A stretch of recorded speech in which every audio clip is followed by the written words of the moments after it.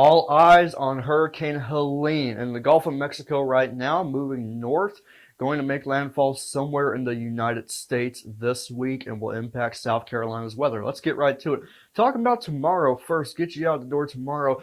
Tuesday, it's going to look okay. It's going to be pretty much how it has been today and over the weekend. It's going to be mostly sunny. We're going to start out around 75, end up around 85. But today or tomorrow, the winds are going to be out of the south. So we're going to be drawing in more moisture.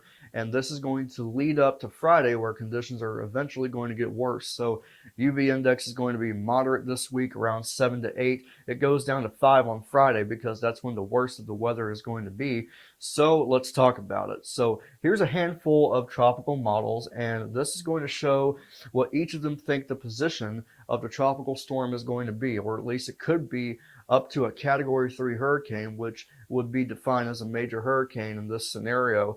But most of them have it making landfall somewhere around Apalachicola, Panama City, Florida, and then turning north, and then eventually going west, and then dissipating as a tropical depression.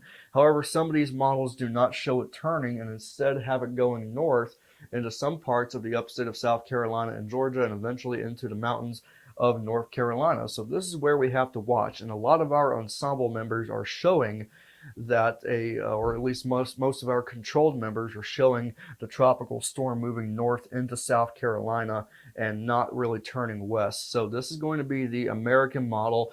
This is actually going to be for Thursday evening. So notice most of the heavy rain is out in Georgia. This is where this model shows the center of the storm going, and then the heaviest of the rain would be in the upstate going through the Midlands. And notice we still see some more heavy downpours in the low country and around the coast.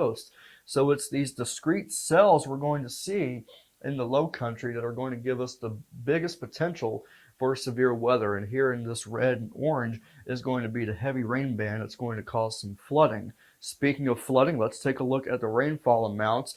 And this particular model, the same one, is actually showing the coast getting spared. So Myrtle Beach, Charleston, and Hilton Head, only an inch or two of rain, but then we get where the center of the storm is, the eye wall and locations east of the eye.